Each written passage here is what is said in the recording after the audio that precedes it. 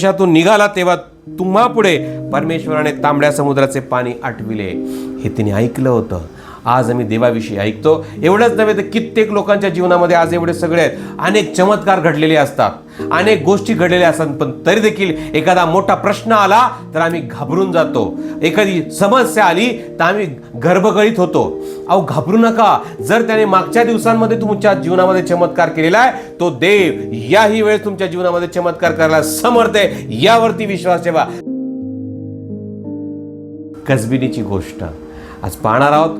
मी फार आशीर्वादित झालेलो आहे. यहोशुवाचं पुस्तक याचा 2रा अध्याय आणि त्याचं 1 ते 24 वचनं. नूनाचा पुत्र यहोशुवा याने गुप्तपणे 2 हेर शिट्टीम येथून पाठविले. त्याने त्यास सांगितले की जा आणि तो देश यरीहो ही हेरून या. ते गेले आणि रहाब नामक वेश्येच्या घरी उतरले. मग कोणी यरीहोच्या राजास सांगितले की आज रात्री काही इस्रायल लोक आमच्या देशाचा भेद काढण्यास येथे आले आहेत. तेव्हा यरीहोच्या राजाने रहाबेस सांगून पाठविले की जे पुरुष तुझकडे येऊन तुझ्या घरी उतरले आहेत त्यास बाहेर काढ, कारण साऱ्या देशाचा भेद काढण्यास ते आले आहेत. त्या दोन्ही पुरुषास लपून ती स्त्री म्हणाली, मजकडे कोणी पुरुष आले होते हे खरे, पण ते कोठले हे मला ठाऊक नाही. अंधार पडल्यावर वेस लावून घेण्याच्या वेळी ते निघून गेले. ते कोठे गेले ते मला ठाऊक नाही. मी त्वरेने त्यांचा पाठलाग करा, म्हणजे त्यास गाठाल. तिने त्या माणसास धाब्यावर नेऊन तेथे जवसाची ताटे पसरली होती, त्यात लपून ठेवले होते. ते पुरुष त्यांचा शोध करीत यार्देनेच्या वाटेने उतरापर्यंत गेले. त्यांचा पाठलाग करणारे गावाबाहेर पडताच वेस लावून घेण्यात आली. इकडे ते हेर झोपी जाण्यापूर्वी ती स्त्री त्याचकडे धाब्यावर गेली आणि त्यास म्हणाली, परमेश्वराने हा देश तुम्हास दिला आहे. आमच्या लोकांस तुमच्यामुळे दहशत पडली आहे आणि देशातील सर्व रहिवाशांची तुमच्यामुळे गाळण उडाली आहे. हे मला ठाऊक आहे, कारण तुम्ही मिस्र देशातून निघाला तेव्हा तुम्हा पुढे परमेश्वराने तांबड्या समुद्राचे पाणी आटविले आणि यार्देने पलीकडे राहणाऱ्या अमोरांचे 2 राजे सियोन व ओग यांचा तुम्ही संहार केला. हे आमच्या कानी आले आहे. हे ऐकताच आमच्या काळजाचे पाणी झाले. तुमच्यामुळे कोणाच्या जीवात जीव राहिला नाही, कारण तुमचा देव परमेश्वर हा वर आकाशात व खाली पृथ्वीवर देव आहे. मी तुमच्यावर दया केली आहे. यास्तव आता मस्सी परमेश्वराच्या नावाने आनभाग करा. आम्हीही तुझ्या बापाच्या घराण्यावर दया करू आणि याबद्दल मला खात्रीलायक खून द्या, आणि आम्ही तुझी माता पित्रे, बंधू भगिनी आणि तुम्हा सर्वांचे यांचा बचाव करू आणि तुम्हा सर्वांचे प्राण मृत्यूपासून वाचू, अशी माझ्याशी अनभाग करा. ती एकटीच वाचली नाही, तिच्या घराण्याला मृत्यूपासून तिने वाचवलं. तेव्हा त्या पुरुषांनी तिला म्हटले, तुम्ही कोणीही ही आपली गोष्ट बाहेर फोडली नाही तर तुमच्या प्राणांसाठी आम्ही आमचे प्राण देऊ, आणि परमेश्वर आम्हास हा देश देईल तेव्हा आम्ही तुझ्याशी दयेने व खरेपणाने मागू.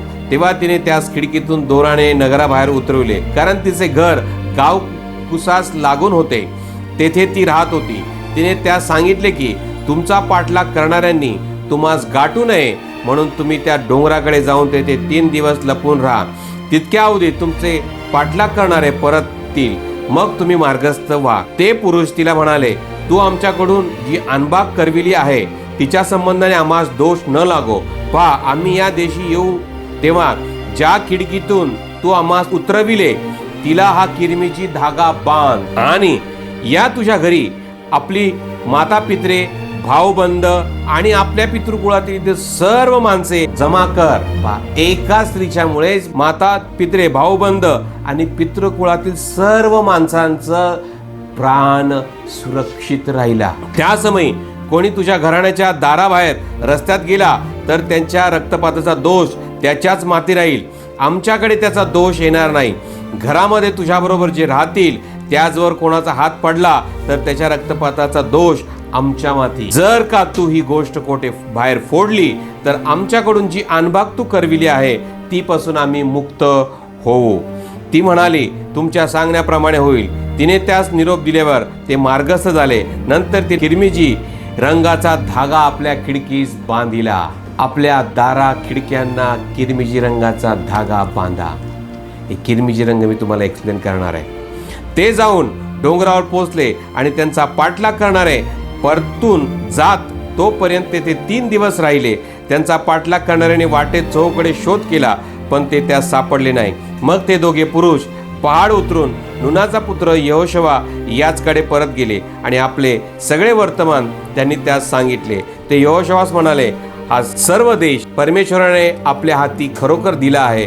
आणखी या देशाचे सर्व रहिवासी आपल्यामुळे विरघळल्यासारखे झाले आहेत. देवबाप करो, वाचलेली सर्व वचने आम्हाला समजण्यास आशीर्वादाची ठरो. आज ती जी राहाब वेश्या, की तुझ्या मुलीस वेश्याकर्म करायला लावू नको, वेश्याकडे जाऊ नको असं पवित्र शास्त्र सांगतं. पण हे जे हेर आहेत यरिहोमध्ये गेलेले आहेत, पण ते गेल्यानंतर कोणाच्या घरी उतरलेत? वेश्येच्या घरी उतरलेत. हे कसं काय? देव जे करतो ते कधी आम्हाला समजत नाही. म्हणून पहिल्यांदा यरिहो समजून घेऊया. यरिहो काय आहे? यरिहो विषयी मी तुम्हाला सांगतो. या ठिकाणी हिब्रू शब्द आहे यरिहो संदर्भात, त्याला यरिचो, यार्चो असा शब्द आहे. इंग्रजीमध्ये फ्रॉम यार्ज असा शब्द आहे. इंग्रजीमध्ये मून आणि मराठीमध्ये चंद्र किंवा अमावस्या असं म्हटलं जातं. आता दुसरा त्याचा जे शास्त्राचे जे अभ्यासक आहेत त्यांचं असं म्हणणं आहे की यरिहो जो आहे हा क्रिस्ट सारख्या मैदानामुळे हे नाव पडले आणि ते त्याच्या सभोवतालच्या टेकड्यांचा भाग होता. म्हणजे सर्व जर शत्रू जर आला तर तो इतका सहज येऊ शकत नव्हता. आता टेकड्यांचा सगळा भाग पार करून त्यांच्या जवळ यायचं. आता त्याच्याजवळ येऊ शकत नाही. त्याच्या आधी तिथे एक वॉल होती, तिथं लिहिले तिचं घर भिंतीवर गाव कुसास होते. वेश्या जी होती गाव कुसास, गावाच्या बाहेर होती राहायला. देवाने तिचा उद्धार केला. आज तुम्ही नगराच्या बाहेर असाल, पण जर तुम्ही त्या शुभवर्तमानामध्ये असाल तुमची देखील सुटका होणार आहे. दुसरा एक त्याचा अर्थ आहे, शास्त्राचे जे अभ्यासक आहेत त्यांच्या हिशोबाने ॲम्फी थिएटर हा शब्द, मी म्हटलं हे काय शब्द आहे ॲम्फी थिएटर? ॲम्फी थिएटर म्हणजे पूर्वीच्या काळी जे थिएटर असायचे, रात्रीचे थिएटर असायचे, मध्ये पडदा असायचा आणि मग बाजूने सगळेजण बसायचे आणि पुढच्या सारख्या स्टेप्स असायच्या, त्याच्या सगळ्यांना ते पाहता येईल. आणि ॲम्फी थिएटर म्हणजे एक ओपन प्रेक्षगृह अशा अर्थानं ते यरिहो होतं. पहा किती अद्भुत ते यरिहोचा. म्हणजे ज्यावेळेस अभ्यास करतो शास्त्राचे जे अभ्यासक आहे त्यांच्या असं मते असं म्हटले, त्यांचा रुचा नावाच्या त्या शहरातून एक फ्रेग्रन्स यायचा, एक वास. आणि म्हणजे त्या वास येण्यासाठी त्या वासाचं असणारं झाड तिथं होतं, ज्याला ब्लासम हा शब्द इंग्रजीमध्ये, आणि त्याचा असं म्हटलेलं मराठीमध्ये रुचा वरून वास किंवा सुगंध, ज्याला ब्लासम हा शब्द इंग्रजीमध्ये आलेला आहे. वृक्ष, ब्लासम नावाचा वृक्ष तिथं असावं ज्याच्यामुळं त्याचा फ्रेग्रन्स, सुगंधित वास सगळीकडे येत होता. आजूबाजूला खजुरीची झाडं आहेत. ती जी भिंत होती, ज्या भिंतीवरती तिचं घर होतं, ती भिंत 30 फूट रुंद होती. म्हणजे त्या भिंतीवरनं 2 घोड्यांचे रथ सहज धावत जातील आणि त्याच्या बाजूला तिचं घर होतं. एवढी जाड ती भिंत होती. अख्खी अशी जाड भिंत संपूर्ण नगराच्या अवतीभोवती होती आणि त्याच्यामध्ये हे लोक होते. केवढी तटबंदी होती. आणि या तटबंदीला 30 फूट तटबंदीला फक्त 7 प्रदक्षिणा घातल्यानंतर ती धाडकन कोसळली. हालेलुया. तो तुमचा आणि माझा देव आहे. मी जेव्हा या यरिहो शब्दाचा अभ्यास करत होतो की त्यावेळेस इतकं प्रचंड बलबूत मजबूत असं शहर असताना त्याला कोणी उद्ध्वस्त करू शकत नव्हतं. भारी शहरामध्ये, इतक्या चांगल्या शहरामध्ये, इतक्या फ्रेग्रन्स शहरामध्ये अनाकिम जे राहत होते त्यांनी जो प्रदेश काबीज केला होता, एक दुष्ट लोक तिथं राहत होते. आणि देवाने त्यांना सांगितलं होतं, हा देश मी तुम्हाला दिलेला आहे. हालेलुया. आजही तीच गोष्ट आमच्या जीवनामध्ये, आजही देवाने आम्हाला अभिवचनं दिलेली आहेत, परंतु अनेक दुष्ट स्वभाव आज आमच्यामध्ये आहेत, अनेक दुष्ट आत्मे आमच्यामध्ये आहेत, अनेक दुष्ट गोष्टी आज आमच्यामध्ये आहेत की ज्या आम्हाला या सर्व देवाच्या प्रदेशाला, या चांगल्या प्रदेशाला ऑक्युपाईड केलेले, त्यांनी कॅप्चर केलेले त्यांनी. आज तेच देव म्हणतो याला उद्ध्वस्त करायचं. तो तुम्ही कॅप्चर करा, ताब्यात घ्या आणि त्यांना घालवून द्या.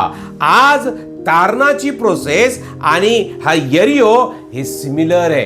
अशा नगरामध्ये सर्व दुष्ट लोक राहत होते आणि देवाने सांगितलं होतं त्यांना तिथून घालून टाका आणि तो ताब्यात घ्या. मी तुमच्या बरोबर आहे. ही गोष्ट त्या वेश्ये पण ऐकली आणि त्या नगरातील सगळ्या लोकांनी ऐकली. काय घडलं होतं? त्यांच्या काळजाचं पाणी पाणी झालं होतं. एक राक्षस त्यांच्या काळजाचं, अनाकिम वंशाचे लोक त्या ठिकाणी राहत होते. जर तुम्ही नीट आधी अभ्यास केला अनुवादाच्या पुस्तकामध्ये, जे हेर गेले होते शोधायला यरिओमध्ये, अनाकिम वंशाचे राक्षस त्या ठिकाणी राहत होते. आणि हा प्रदेश तर दुधामधाचा प्रदेश, सुगंधाचे झाडं तिचे, खजुरीची झाडं त्या ठिकाणी. आजही देवाने आज आम्हाला जे जीवन दिलेलं आहे, या जीवनामध्ये आज सैतानाने अशा प्रकारचं कॅप्चर केलेलं आहे. नकारात्मक गोष्टी आमच्यामध्ये आहेत, अविचार आमच्यामध्ये आहेत, दुष्टाई आमच्यामध्ये. आज या सर्व गोष्टी आमच्याच बुद्धिमत्तेवर, आमच्या विचारांवरती कब्जा करत आहेत आणि आमचं सर्व जे देवाने दिलेलं आशीर्वादित जीवन त्याला उद्ध्वस्त केलेलं आहे.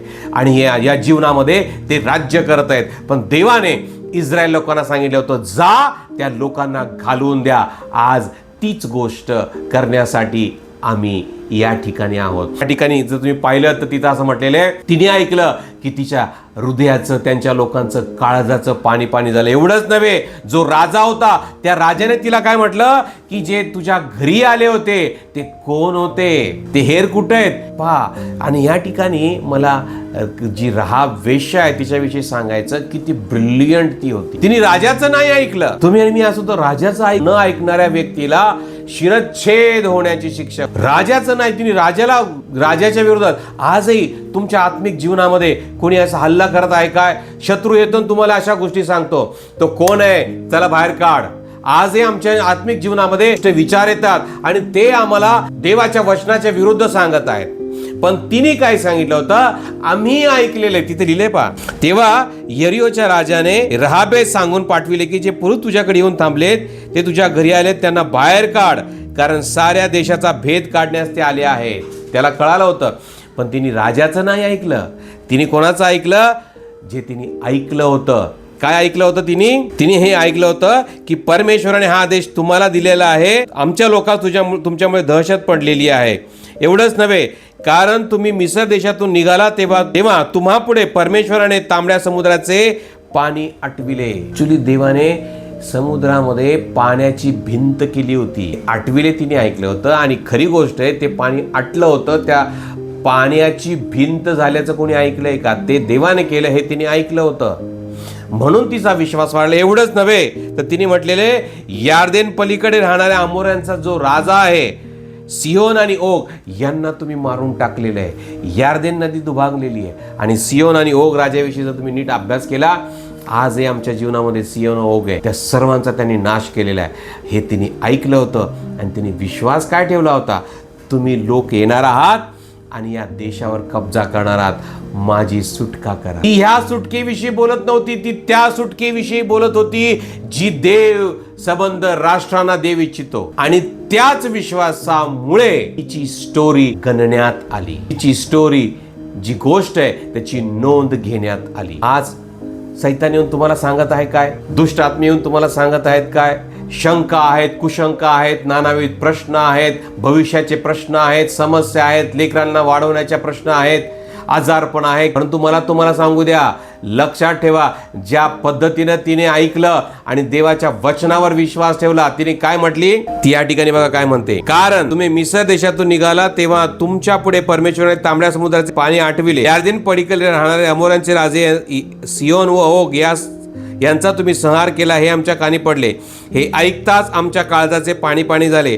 तुमच्यामुळे कोणाच्या जीवात जीव राहिला नाही. कारण काय आहे? तुमचा देव परमेश्वर वर आकाशात आणि खाली पृथ्वीवर देव आहे. त्या देवाची ओळख तिला झाली. आज जो देव वर आकाशात आणि खाली पृथ्वीवर, त्या देवाला तिने ओळखलं.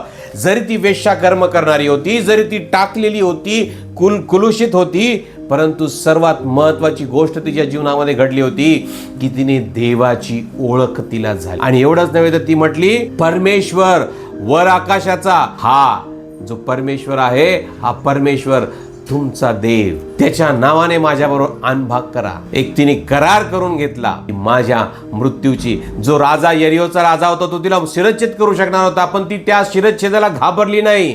तिला हे पक्क माहिती होतं की जरी हा राजा आहे, परंतु एक असा राजा आहे जो आकाशाचा आणि पृथ्वीचा राजा आहे, तो मला सोडवायला समर्थ आहे, या मृत्यूमधून पण आणि जे सार्वकालिक मृत्यू त्याच्यातून सुद्धा. आणि तेच कारण आहे म्हणून काय झालेलं आहे, रहाब याविषयी जर मी थोडासा अभ्यास करत होतो, रहाब या शब्दाविषयी या ठिकाणी म्हटलेले वचन 18 मध्ये रहाब हिच्याबद्दल प्रशंसनीय बाब अशी आहे. काय प्रशंसनीय बाब असं आहे, तिने पापमय जीवन सोडून देवाची आज्ञा पालन करण्यास ती तयार झाली. आता वेश्याकडे कोण जातं? सर्व दुर्लक्षित, समाजाने टाकून दिलेली, समाजाने वापरणारे, ती वस्तू म्हणून वापरणारे लोक होते. ते सर्व यरिओमध्ये तिचा फक्त वापर केला जायचा. पण महत्वाची गोष्ट घडली की तिला देवाची ओळख झाली आणि ती म्हणते की माझं पापमय जीवन सोडून देवाची आज्ञा पालन करण्यास ती तयार झाली, यासाठी की देवाच्या लोकांबरोबर तिला राहण्यास वाटा मिळावा, यासाठी की देवाच्या लोकांबरोबर राहण्यास ती उत्सुक होती. आपण वचन वाचूया. आणि तीच गोष्ट तिच्यासाठी महत्वाची ठरली. ती या राजाला घाबरली नाही. आज सैतान येऊन तुम्हाला घाबरवेल, तुमच्या भविष्याविषयी घाबरवेल, तुमच्या आजाराविषयी घाबरवेल, तुमच्या फायनान्शियल कंडिशनविषयी घाबरवेल, तुमच्या नोकरीविषयी घाबरवेल, तुमच्या घरातील समस्येविषयी घाबरवेल, तुम्हाला आजूबाजूंविषयी घाबरवेल. घाबरू नका. जे तिने ऐकलं त्याच्यावरती तिने विश्वास ठेवला आणि तिने तिच्याकडच्या ज्या सर्व कुकर्म होते ते सोडून देवाच्या लोकांबरोबर मला वतन प्राप्त व्हावं यावरती तिने विश्वास ठेवला. हे लोक मला वतन देतील. आणि तीच गोष्ट घडली. यहोशुवाचं पुस्तक 6 अध्याय त्याच्या 25व्या वचनामध्ये काय लिहिलं पहा. यहोशुवाने रहाब वेश्या, तिच्या पित्याचे कुटुंब व तिची कोणी होती ती सगळी वाचविली. तिचा वंश आजवर इस्रायल लोकात वसत आहे, कारण जे यरिओ हेरावास यहोशुवाने पाठविले होते त्यास तिने लपून ठेविले. ही जी कृती तिने केली, या कृतीचं रिवॉर्ड तिला मिळालं. आज तेच रिवॉर्ड देव तुम्हाला देऊ इच्छितो. का की जे पापमय जीवन तुमचं जगत आहात ते सोडून देण्याचा निर्धार तिने केला आणि याच कारणामुळे तिला देवाच्या लोकांबरोबर वतन मिळालं. आज आम्ही जगिक वतनाकडे, जगिक घरांसाठी, जगिक जागेसाठी कष्ट करतो.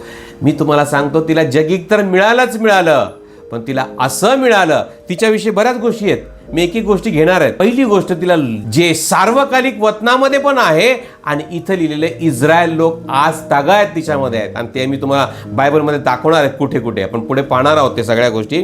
पण तिच्या ज्या गोष्टी आहेत त्यातल्या अजून महत्त्वाच्या गोष्टी मला तुम्हाला पैलू सांगायचे आहेत. दुसरा जो मुद्दा या ठिकाणी, तिचा विश्वास देवावर होता आणि त्याने केलेल्या महान कृत्यांवर तिचा विश्वास होता. कारण ती या ठिकाणी 10व्या आणि 11व्या वचनामध्ये म्हणते, देशातून निघाला तेव्हा तुम्हा पुढे परमेश्वराने तांबड्या समुद्राचे पाणी आटविले. हे तिने ऐकलं होतं.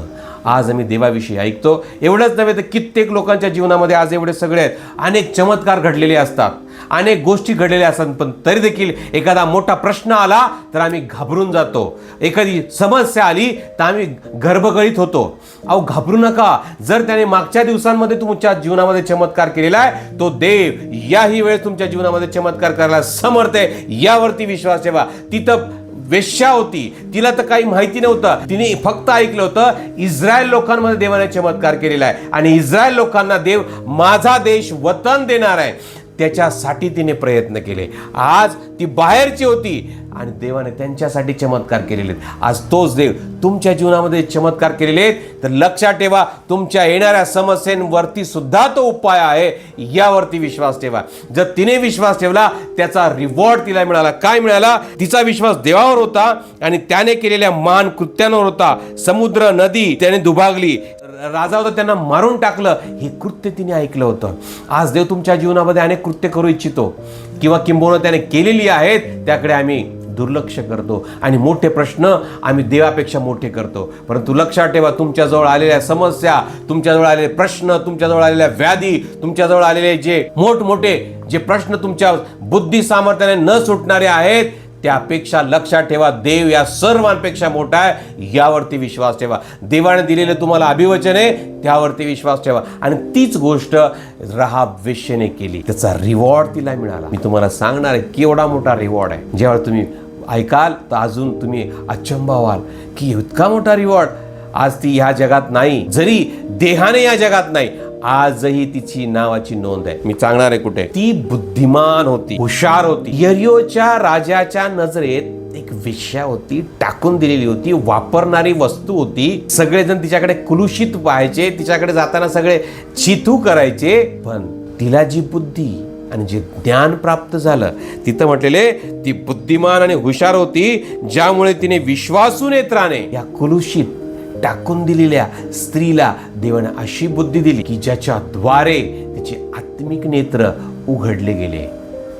आज देवाने जरी तुम्हाला या भूतलावरील काही गोष्टी दिसत नसतील, पण देवाने तुम्हाला स्वर्गीय गोष्टी दिलेल्या आहेत. त्या स्वर्गीय गोष्टी तिने त्याच डोळ्यांनी पाहिल्या. एफिसकराचे पत्र 1 अध्याय 3 वचनामध्ये म्हटलेले, देवाने तुम्हाला स्वर्गातील गोष्टी दिलेल्या आहेत आणि त्या स्वर्गातील गोष्टी तिने पाहिल्या. ती राहत असलेला कनान देश व त्या देशाचा राजा यांचा विध्वंस होणार आहे हे तिने नेत्रांनी पाहिलं. त्याची जाणीव तिला झाली. एवढंच नव्हे, हे नेत्र देवाने तिचे उघडले. आज एवढं मोठं, तर आम्ही यरियोचा आता अभ्यास केला, त्या यरियो शहराविषयी आम्ही इतकं पाहिलं की 30 फूट भिंत होती की त्यांना कोणी नष्ट करू शकणार नव्हतं, अशी त्यांच्याकडे सामुग्री होती. ती भिंत उद्ध्वस्त होणार नव्हती, इतकं सर्व सज्ज सेना होती त्यांच्याकडे. परंतु तिचा विश्वास होता, आकाश आणि पृथ्वीचा जो देव आहे, तुमचा देव वर आकाशात आणि पृथ्वी खालील हा देव आहे, याने ही भूमी तुम्हाला दिलेली आहे. हे मी ऐकलेलं आहे. आज देवाने तुम्हाला आणि मला एक भूमी दिलेली आहे. म्हणून येशू ख्रिस्त म्हटला योहान 14व्या अध्यायामध्ये 1 वचनात, मी जातो तुमच्यासाठी जागा तयार करावायस. आज तयार आहेत का तुम्ही सगळेजण? जी जागा प्रभू येशूने तयार केलेली आहे, त्या जागेत जाण्यासाठी तयार आहात काय? तुम्ही ते पोझिशन घ्या. ती जागा तयार केलेली त्याने, आता त्याच्यावरती ताबा मला मिळवायचा आहे. हा ताबा असाच मिळणार नाही.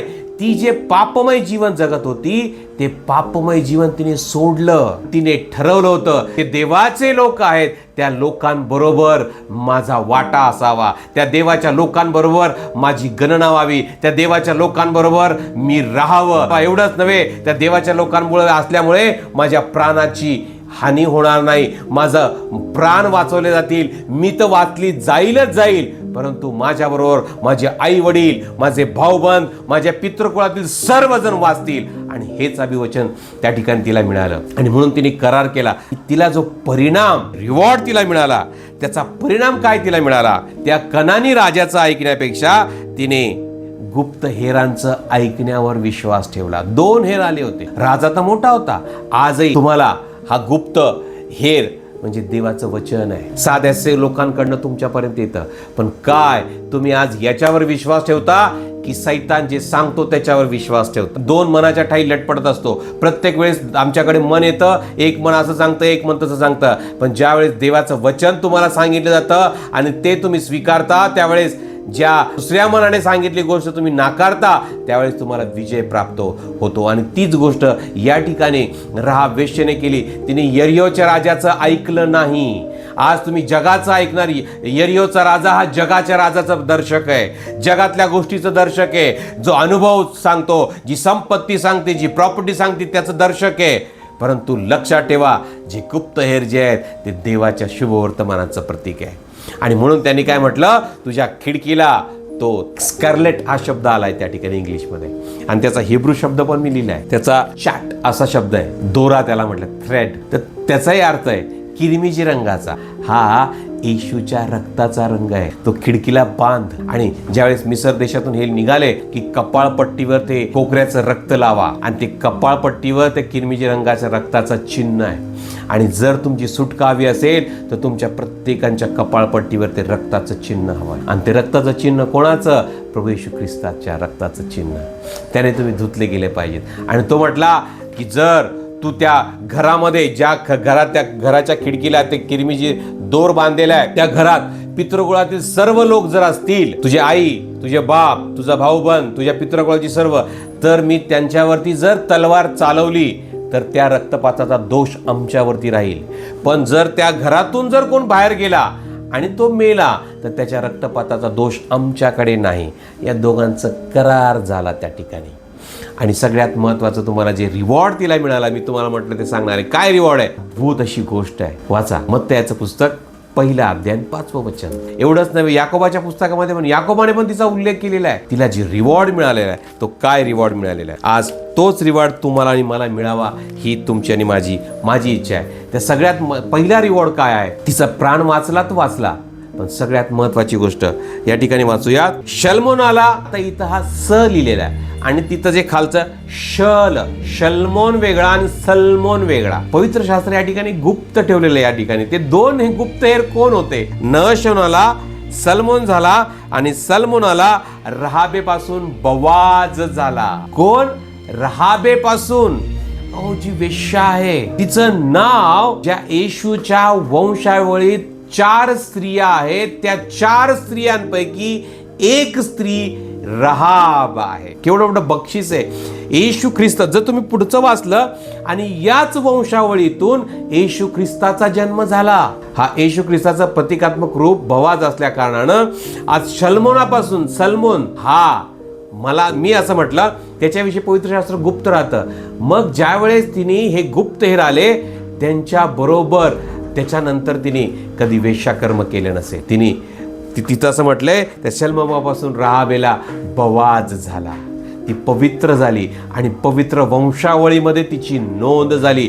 ज्या 4 स्त्रिया होत्या, त्या 4 स्त्रियांमध्ये तिची गणना झाली आणि त्यातही 2 यहुदी आहेत आणि 2 विदेशी आहेत. आणि त्या 2 विदेशी स्त्रियांमध्ये हिचा पहिला नंबर लागतो आणि दुसरी रुथ येते आणि त्याच्यामध्ये मरियेचा पण एक नंबर येतो. शेवटी या ज्या स्त्रिया, 4 स्त्रिया आहेत, त्या 4 स्त्रियांमध्ये हिचा नंबर लागला. आज मला तुम्हाला सांगू द्या, तुम्ही किती कुलुषित काम केलेलं असेल, पण जर तुम्ही देवाच्या वचनात आलेला आहात, देवाच्या वचनावर विश्वास ठेवला असाल, तुमची नोंद त्याच्या वंशावळीमध्ये होते. केवढा मोठा रिवॉर्ड. ते तुमची नोंद देवाच्या वंशावळीमध्ये होते. आज तिची नोंद देवाच्या वंशावळीमध्ये झालेली आहे. म्हणजे ती येशू ख्रिस्ताच्या वंशावळीत तिचं नाव घेतलेलं आहे. आज तुम्ही आणि मी सुद्धा पवित्र शास्त्रामध्ये लिहिलेलं आहे, न्यायाच्या दिवशी जेव्हा पुस्तक उघडलं जाईल, त्यावेळेस तुमचं नाव शोधण्यात येईल. रहाब वेश्येचं नाव लिहिलं गेलं. हा रिवॉर्ड तिला मिळाला. याकोब 2:25. तसेच रहाब वेश्या हिने देखील जासुदांचा पाहुणचार केला व त्यास दुसऱ्या वाटेने लावून दिले. यात ती क्रियांनी नीतिमान ठरली नाही काय? तिने जी क्रिया केली, त्या क्रियेमध्ये त्या नीतिमान ती ठरली गेली आणि या नीतिमानतेचा दर्जा तिला प्राप्त झाला. आज तुमची आणि माझी क्रिया कशी आहे? आज आम्ही देवाच्या वचनावर विश्वास ठेवतो काय? आज आम्ही कोणत्या पद्धतीने आज आम्ही देवाच्या वचनावरती विश्वास ठेवत आहोत? हा एक मोठा प्रश्न आहे. मोठा रिवॉर्ड तिला मिळाला. इतका मोठा रिवॉर्ड तिला मिळाला. आज तो रिवॉर्ड देव तुम्हाला देऊ इच्छितो. तयार आहात काय? जर तयार आहात तर आज जी गोष्ट रहाबेने केली, ती गोष्ट देव तुमच्या आणि माझ्याकडून अपेक्षा करतो. आज त्रासामध्ये आहात काय? संकटामध्ये आहात काय? त्या कनान राजाची ऐकू नका, पण देवाने पाठवलं जे 2 गुप्तहेर आहेत, त्यांच्या गोष्टीवरनं तिने विश्वास ठेवला आणि परिणाम हा झाला की तिला येणाऱ्या युगात सुद्धा आज रहाब नाहीये, पण तिचं नाव लिहिलेलं आहे. तिचं नाव सार्वकालिकतेमध्ये घेण्यात आलेलं आहे. आज तोच रिवॉर्ड देव तुम्हाला देऊ इच्छितो. त्याच्या वंशावळीमध्ये तो रिवॉर्ड तुम्हाला देऊ इच्छितो. त्यावेळेस आपण इथे थांबणार आहोत आणि जर तुमची इच्छा असेल तर देव तुम्हाला तो सार्वकालिकतेचा रिवॉर्ड देण्यास तयार आहे. डोळे झाकूया, प्रार्थना करूया. स्वर्गीय जिवंत देव बाप्पा, सुंदरशा वचनाच्या द्वारे आज पुन्हा एकदा तो आमची भेट घेतली. प्रभू, रहाब वेश्येने जो विश्वास दाखवला, अनेक गोष्टी तू आज आम्हाला प्रगट केल्या प्रभू. आज त्या विश्वासाच्या द्वारे प्रभू तिच्या जीवनामध्ये तू चमत्कार केला. ज्या गुप्त 2 हेर याच्या शब्दांवरती तिने विश्वास ठेवला आणि परिणाम हा झाला, तिच्या जीवनामध्ये सार्वकालिकतेला तिने सुरुवात केली.